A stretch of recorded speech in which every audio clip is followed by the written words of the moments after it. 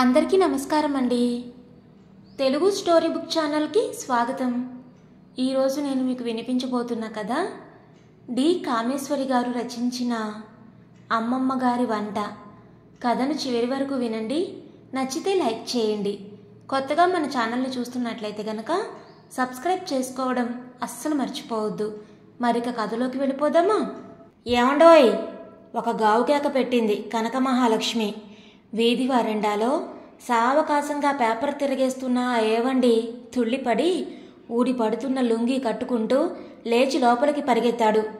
కొంపదీసి ఇల్లాలేమన్నా జారిపడిందా, నడ్డో కాలో విరిగిందా, అసలే భారీ ఖాయం అని భయపడి లోపలికి వెళ్ళేసరికి ఫోను చేతిలో పట్టుకొని మొహం అంతా పౌడర్ అంత మందాన పులుముకున్నంత నవ్వుతో నిలుచున్న భార్యని చూసేసరికి తెక్కరేగింది ఆ ఏమండి గారికి. నీ దుంపదెగ, ఎందుకే అలా అరిచావు? నీ కేకలకి ఎప్పుడో గుండాకి చస్తాను, పడ్డావేమోనని పరిగెత్తొచ్చాను. ఏమైందే? కోపంగా అరిచాడు ఏమండి అనే ఆంజనేయులు. అబ్బా అది కాదండి, మీ టీవీ వస్తుంది. ఆనందంతో మాటలు తడబడ్డాయి. నీ బొంద, మీ టీవీ వచ్చి ఏడుస్తుంది కదా, ఇందులో కొత్త ఏముంది? అబ్బా అది కాదండి, ఎల్లుండి మీ టీవీ వారు అమ్మమ్మ గారి వంట కోసం మన ఇంటికి వస్తున్నారు తెలుసా? మన ఇంటికా?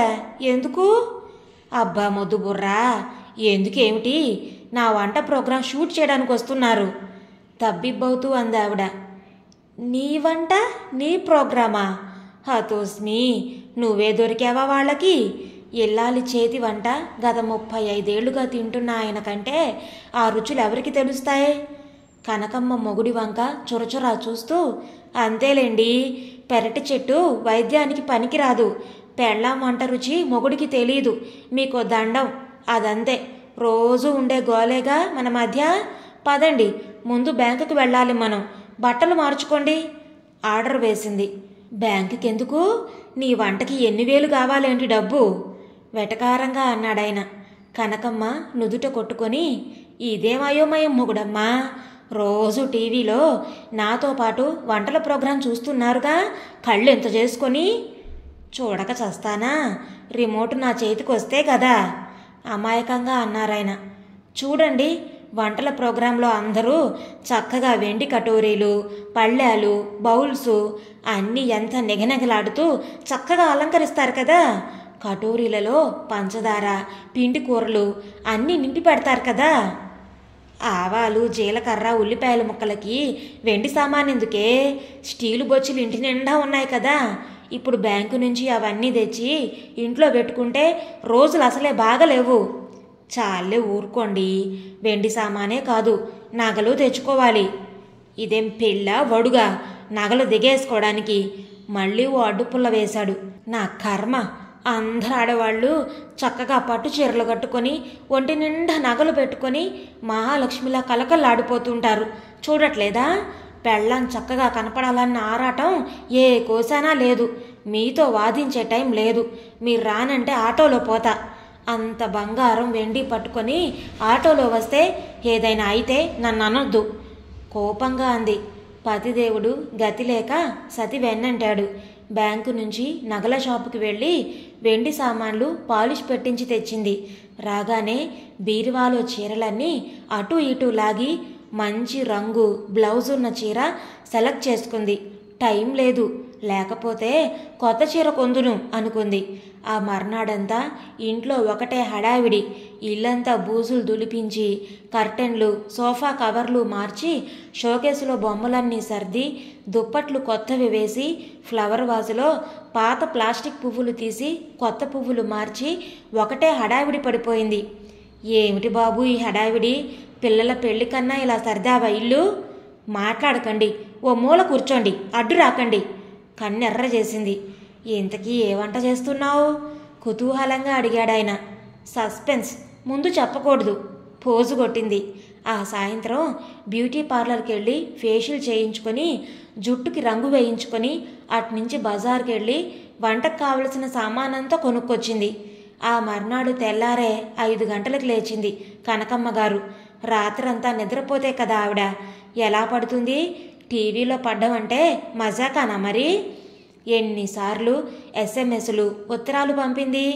ఆఖరికి దేవుడు కరుణించాడు. గుమ్మం ముందు రంగురంగుల రంగవల్లులు దిద్ది పూల రేకులతో మీ టీవీకి స్వాగతం అంటూ రాసి బంతిపూల మాలలు గుమ్మానికి అలంకరించి వంటకి కావలసిన సరంజామా అంతా వెండి గిన్నెల నిండా సర్దింది. కూరలవి తరిగించి పెట్టింది. ఏర్పాట్లన్నీ పూర్తయ్యేసరికి అలసిపోయి వేడివేడి నీళ్లు పోసుకొని వేడి కాఫీతో ఆస్ప్రిన్ వేసుకుంది. మీ టీవీ రాక ఇరుగు పొరుక్కి నిన్ననే తెలిసింది. తెలియని వారందరికీ స్వయంగా ఆవిడే ఫోన్ చేసి గర్వంగా చెప్పేసింది.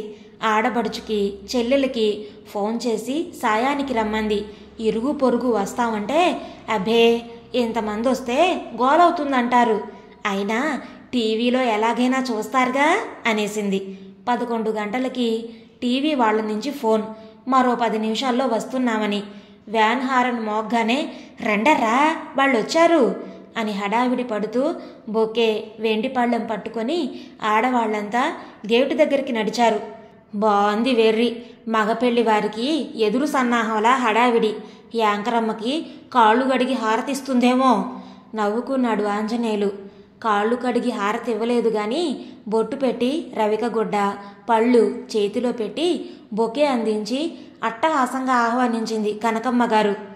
అబ్బో బాగా అరేంజ్ చేశారు, ముగ్గులవి మీరే పెట్టారా అమ్మమ్మగారు అంది యాంకరమ్మ వయ్యారంగా నడుస్తూ. ఆ అంతా నేనే చేశాను అంది. కానీ మనసులో అమ్మమ్మగారు అండం ఎందుకు, నేనేమంత ముసల్దాన్లా కనబడుతున్నానా అనుకుంది. కెమెరాలు లైట్లు మనుషులు లోపలికి నడిచారు. లైటింగు కెమెరా అన్నీ సర్దుకునే వరకు అందరికీ కూల్ డ్రింక్ ఇచ్చింది మేనకోడలు. కెమెరామెన్ అంతా సరిచూసుకొని రెడీ కవిత స్టార్ట్ చేద్దాం అన్నాడు సిగ్నల్ ఇస్తూ. మేకప్ మ్యాన్ వచ్చి యాంకర్ మేకప్ టచ్ చేశాడు. అద్దంలో చూసుకొని పూలు చీర అవి సర్దుకొని పదండి అమ్మమ్మగారు వెళదాం అంది యాంకర్. మేకప్ తనకి వెయ్యలేదే అన్న సందేహం వచ్చి మరి నాకు మేకప్ వద్దా అంది కనకమ్మ గారు. మీకెందుకు, చక్కగా అందంగా అమ్మమ్మలా ఉన్నారు అంది యాంకరు. ఈ అమ్మమ్మ పదం బదలదు కాబోలు అనుకుంది కినుకగా. ఆవిడ మొహం చూసి హరి ఆవిడకి కాస్త టచప్ చెయ్యి అంది. మేకప్ కుర్రాడు పౌడర్ ప్యాడు మొహం మీద అటు ఇటు అద్దాడు. లైట్లు వెలిగాయి. కెమెరా పొజిషన్ చూసుకొని రెడీ అన్నాడు కెమెరామెన్. అంతవరకు లేని గాబరా లైట్లు వెలిగి కెమెరా ముందుకు వెళ్ళగానే చెమట్లు పట్టాయి ఆవిడికి. నమస్కారం, ఈరోజు మీ టీవీ అమ్మమ్మగారి వంట కోసం మన కనకమహాలక్ష్మి గారి ఇంటికి వచ్చాం. అమ్మమ్మగారు ప్రేక్షకులకి ఏం వంట పరిచయం చేసి చూపిస్తారు? కనకమ్మ కాస్త తడబడి ఈరోజు 2 కొత్త రకం వంటలు చూపిస్తాను అంది కాస్త తడబడి. అలాగా, మీలా కొత్త వంటలు చేసి చూపించేవారే కావాలి మాకు. మీ మొదటి వంట ఏం చూపిస్తారు అంది యాంకర్ కవిత. బెండకాయ చామదుంపలు బచ్చలి కూరతో కూటు చేసి చూపిస్తాను గర్వంగా అంది. యాంకర్ మొహం అదోలా పెట్టి చామదుంప బెండకాయ బచ్చలి అన్నీ జిగురుగా ఉంటాయి కదా, కూటు బాగుంటుందా జిగురుండదా? అబ్బే వండే విధంగా వండితే అన్నీ బాగుంటాయి, చేసి చూపిస్తాగా గొప్పగా అంది. అయితే సరే, ఏమేం కావాలో ఎలా చేయాలో చెప్పండి మరి.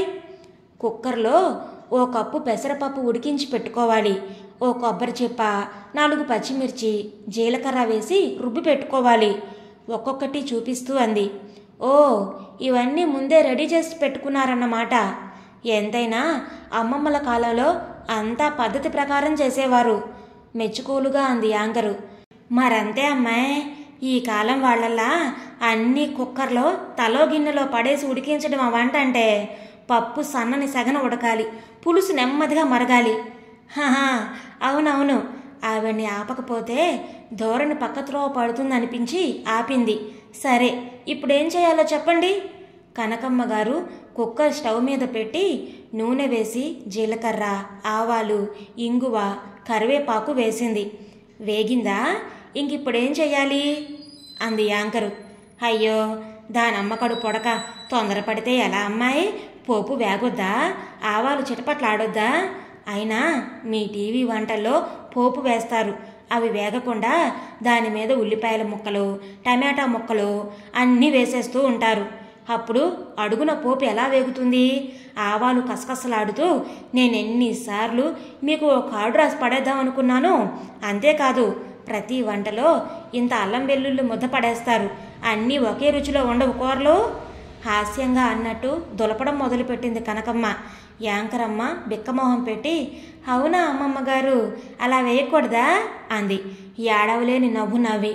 పోపు వేగాక ఓ గ్లాసు నీళ్లు పోసి అందులో బెండకాయ ముక్కలు, బచ్చలాకు, ఉడికించిన చామదుంపలు, పెసరపప్పు, కొబ్బరి ముద్ద అన్నీ వేసింది. ఇప్పుడేం చేయాలమ్మమ్మగారు? ఏం చేయడం ఏమిటి, అన్నీ ఉడకొద్దు మరి అంటూ కుక్కర్ మూత పెట్టింది. ఇదివరకు కూర చేశారా? ఇదే మొదటిసారా? ఆవిడ అన్నీ కలిపి కుక్కర్లో వేసి ఉడికించడం చూసి సందేహంగా అడిగింది యాంకరమ్మ. ఓ చాలాసార్లు చేశా. ఇందులో ఉండే కూరలన్నింటిలో పుష్కలంగా విటమిన్లు, ప్రోటీన్లు అన్నీ ఉన్నాయి. తినేదేదో కాస్త హెల్దీ ఫుడ్ తినాలమ్మా.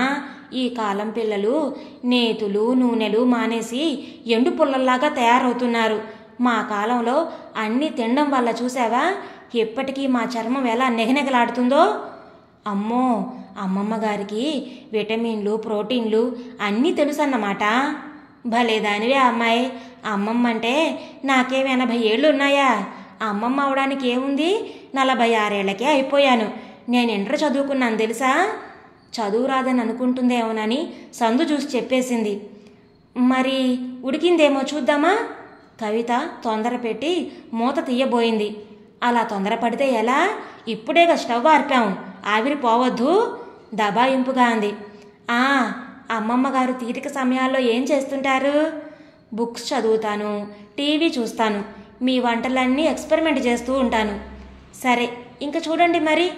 ఎట్టకేలకు యుగాల తర్వాత అన్నట్టు మూత తీసింది. అబ్బా ఎంత కమ్మటి వాసన వస్తుందో చూసావా అని తనే పొగుడుకొని గరిటె తీసి అడుగు నుంచి కలిపింది. కుక్కర్లోకి చూసిన కవితకి అంతా కలిపి చిక్కటి జిగురు ముద్దల గరిటెలో నుంచి జారుతూ కనిపించింది. కనకమ్మ గారు గాబరా పడిపోయింది. మొహం తెల్లగా పాలిపోయింది. ఆవిడ అవతారం చూసి కట్ అన్నాడు కెమెరామన్. ఏమిటి ఇవాళ ఎందుకు ఇలా అయ్యింది? ఎక్కువ ఉడికిపోయినట్లుంది. మామూలుగా కుక్కర్లో కాకుండా విడిగా చేస్తాను. మీరు తొందర పెడతారని గబగబా అయిపోతుందని కుక్కర్లో వేశాను. తప్పు మీదే అన్నట్టు అంది కనకమ్మ. కూరలో నుంచి గరిటె ఊడి పడలేదు.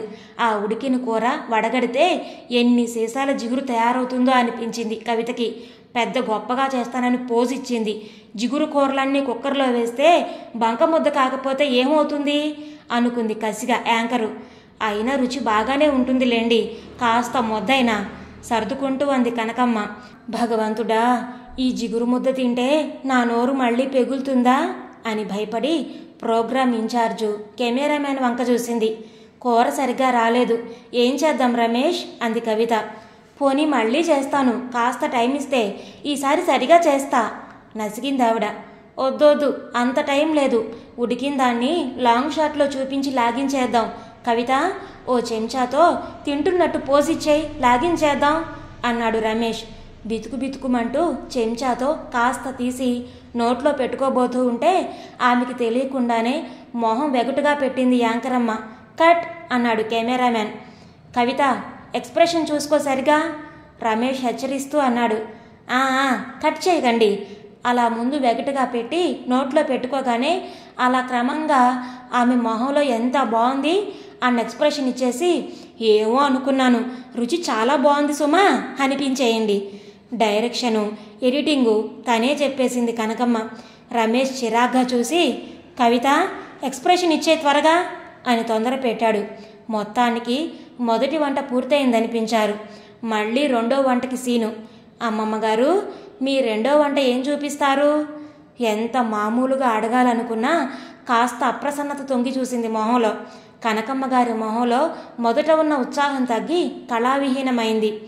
మైదా హల్వా చేస్తాను. హో స్వీటా అని పైకని ఇది మరో బంక ముద్ద చేసి నా మొహాన పడేస్తావా తల్లి అని అనుకొని సరే మరి మొదలు పెట్టండి అంది. కనకమ్మ స్టవ్ వెలిగించి మూకుడు పెట్టి ఓ గ్లాసు నీళ్లు పోసి మైదా కలిపి మూకుడులో పోసింది. దానిలో ఓ గ్లాస్ పంచదార కూడా వేసి తిప్పడం మొదలుపెట్టింది. ఇంకేం వేయాలి దీనిలో? కవిత అడిగింది. కాస్త ఉడికి ముద్దగా అయ్యాక నెయ్యి వేయాలి. హల్వా అంటే మరి నెయ్యి కదా. ఇలా తిప్పుతూ గట్టిపడ్డాక కాస్త కాస్త నెయ్యి వేయాలి. సరే, ఈలోగా మీకు తెలిసిన ఓ చిట్కా చెప్పండి మరి అందలవాటుగా. హో, దానికేం భాగ్యం, బోలుడొచ్చు. మనం నిమ్మకాయ రసం పిండాక ఆ డిప్పలు పారేయకుండా మొహము చేతులకి రాసుకుంటే చర్మం నిగారింపు వస్తుంది. నేను అలాగే చేస్తాను, అందుకే నా చర్మం ఇలా ఉంది అంది గొప్పగా. చిట్కా చెప్తూ గరిటె తిప్పడం మర్చిపోయింది కనకమ్మ గారు. హైలో ఉందేమో స్టవ్. నిమిషంలో మూకుళ్ళో ముద్ద అడుగంటి మాడు వాసన మొదలైంది. కవిత గాబరాగా స్టవ్ ఆర్పేసింది. నామతి మండ, సమయానికి స్టవ్ ఆర్పేశావు, అడుగంటలేదులే అంటూ నెయ్యి పోసి మళ్ళీ తిప్పడం మొదలుపెట్టింది. అడుగంటిన రంగు కలిసి తెల్ల ముద్ద రంగు మారింది. అదేం చూడనట్టు తిప్పుతూ ఉన్న హల్వాలాగే ఆవిడ మొహం మాడింది. హల్వా కాస్త గట్టిపడగానే జీడిపప్పులు, కిస్మిస్సు, యాలకులు వేసి పళ్ళెంలో దిమ్మరించి హల్వా రెడీ, రుచి చూసి చెప్పండి మరి నవ్వుతూ పోజిచ్చింది. ఇదో జిగురు ముద్ద. చిన్నప్పుడు అమ్మ పుస్తకాలు అందించుకోవడానికి మైదా ఉడకపెట్టించిన ముద్దలా ఉంది అనుకుంది. ఏదో స్వీట్ గనక కాస్త తీయగా ఉంటుంది గనక ఆ కూరంత ఘోరంగా ఉండదులే అనుకుంటూ చెంచాతో 2 జీడిపప్పులు తీసి నోట్లో వేసుకుంది. ముందు మాడు వాసన, ఆ తర్వాత పచ్చి మైదా రుచి. బాగుంది, ఏదైనా ఉంటే జీడిపప్పుల రుచి. బాగుంది అంది నవ్వు పులుముకొని. మీరు తినండి, రుచి చూడండి అంటూ అందరికీ ఇచ్చింది కనకమ్మ. అందరూ నోట్లో పెట్టుకొని అతి కష్టం మీద నవ్వులు మొహాన పులుముకొని బాగుంది అంటూ అడ్డంగా నిలువుగా తలాడించారు. ఇంత మంచి వంటలు చూపించినందుకు మీ టీవీ తరపున మీకు ఈ చీర అందిస్తూ అంది కవిత. షూటింగ్ పూర్తయి బ్రతుకు జీవుడా అన్నట్లు గబగబా కెమెరాలు, లైట్లు సర్దేసుకొని బయటపడ్డారంతా. మామూలుగా అయితే స్నాక్స్, టిఫిన్లు చేసినవి రోజు అందరూ పలహారాలు రుచి చూసి వెళ్ళేవారు. ఆ రోజు చేసినవి ఎక్కడ మళ్ళీ తినమంటుందో అన్నట్టు ఎవరో తరివినట్టు బయటపడ్డారంతా. ఏమిటయ్యా రమేష్, ఇంతకంటే మంచి సెలక్షన్ దొరకలేదా సెలెక్ట్ చేయడానికి? మీకేం బాబు, ఆ వంటలు తినలేక చచ్చేదాన్ని నేను. గయ్యమంది కవిత వ్యాన్ ఎక్కాక. ఆవిడ వంటలు కాదు, వెండి సామాను, తన నగలు చూపించడానికి పిలిచినట్లుంది.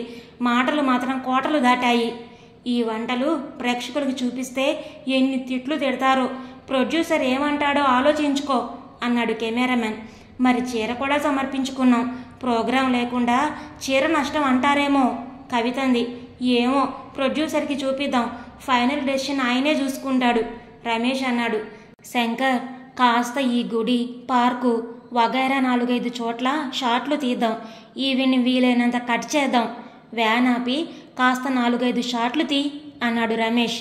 వారం తర్వాత టెక్నికల్ ప్రాబ్లమ్స్ వల్ల, అనివార్య కారణాల వల్ల ఆవిడ ప్రోగ్రాం వేయలేకపోతున్నందుకు చింతిస్తున్నాం అన్న ఫోన్ అందుకున్న కనకమ్మ మూర్ఛైతే పోలేదు గాని చేష్టలు ఉడిగినట్లు అలా ఉండిపోయింది చాలాసేపు.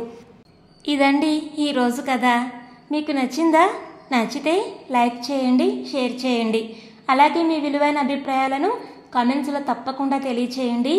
ఇంత మంచి కథను మనకు అందించిన డి కామేశ్వరి గారికి మనందరి తరపు నుంచి ధన్యవాదాలు తెలియచేసుకుంటున్నానండి.